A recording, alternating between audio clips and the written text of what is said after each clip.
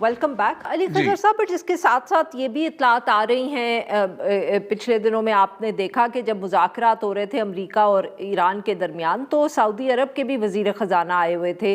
कहा यह जा रहा है कि वो शायद पाकिस्तान की कुछ माली मदद भी करेंगे, शायद कोई तेल भी हमें मिल जाए डिफर्ड पेमेंट में। Will that make a big difference?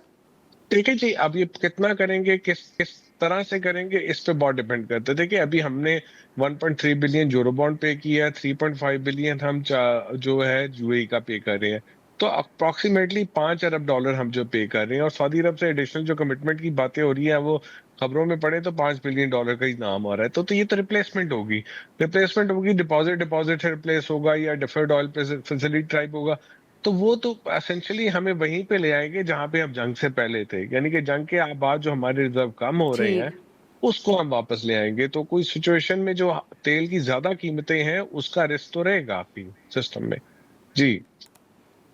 अच्छा अली खजर साहब, ये इतलात अब आ रही हैं मुख्तलिफ शहरों से, बल्कि आपको ज़्यादा इसका अंदाज़ा होगा बिकॉज़ कराची से भी इतलात आ रही हैं, लाहौर से भी इतलात आ रही हैं कि हुकूमत ने एज अ प्रिकॉशन, जिसको कहते हैं, लोड शेडिंग भी शुरू कर दी है, चाहे वो बिजली की हो चाहे वो गैस की हो। तो ये आप ये अच्छे इक़दाम हैं, क्योंकि आने वाले दिनों में वो ज़रा मिड टू लॉन्ग टर्म देख रहे हैं कि अगर कहीं बहुत ज़्यादा शॉर्टेजेस या सप्लाई डिसरप्शंस होती हैं, तो पहले से ही उन्होंने कुछ ना कुछ जो इस्तेमाल है उसको कम किया हुआ है। जी, बिजली की लोड शेडिंग की बुनियादी वजह ये है कि आपकी पंजाब के अंदर जो है, अभी हाइड्रो के अंदर फ्लोज उस तरह नहीं आए हैं, क्लाइमेट चेंज हुआ है, आपके टेम्परेचर ऊपर नीचे होते हैं। तो अभी हाइड्रो फ्लोज कम है, जो एक आध महीने में अच्छे हो जाएंगे। तो इस वक्त और आपकी जो है गैस की रिक्वायरमेंट बढ़ जाती है, और जब फ्लोज अच्छे भी हो जाएंगे तो गर्मी आ जाएगी, तो गैस की रिक्वायरमेंट होती है। तो इस पे हम एलएनजी के 3 से 4 प्लांट चलाते हैं। वो एलएनजी हमारे पास सिस्टम में इस वक्त जीरो हो चुकी है, खत्म हो रही है ना, हमने जो पुरानी पड़ी थी खत्म हो रही है। अब एलएनजी है नहीं। हमने डोमेस्टिक गैस को थोड़ा रैंप अप किया है।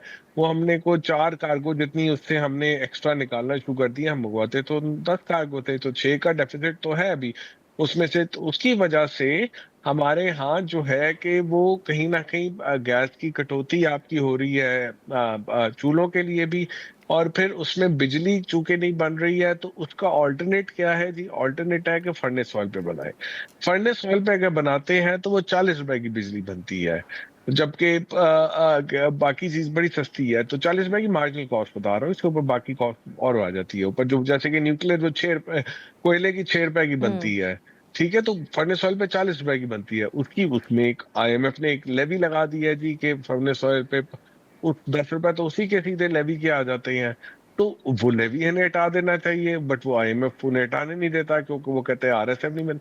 तो बुनियादी बात यह है कि फिर जी। आप फर्नेस ऑयल की बना नहीं रहे हैं, तो उससे महंगी कर रही है। तो अब आगे जाके चूंकि डिमांड और बढ़ेगी, तो लोड शेडिंग बढ़ेगी, गैस नहीं। अच्छा, इसमें एक बड़ी बुनियादी वजह है जिसपे हम बार बार बात करते रहे हैं।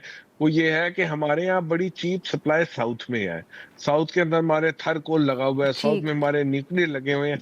लेकिन साउथ से नॉर्थ की इवैक्यूएशन के चैलेंजेस हैं, जो 2015 से हम बात कर रहे हैं, 2026 हो गया, आज तक नहीं किया। और उसकी वजह से हमें ये महंगी बिजली या लोड शेडिंग करनी पड़ रही है, वरना साउथ में सस्ती बिजली है जिसकी हम कैपेसिटी भी पे कर रहे हैं। जी। यानी कि हमारे पास बिजली का इतना बड़ा क्राइसिस नहीं है जितना आप कह रहे हैं कि ट्रांसमिशन के हमने मसले हल नहीं किए, if I understand you correctly.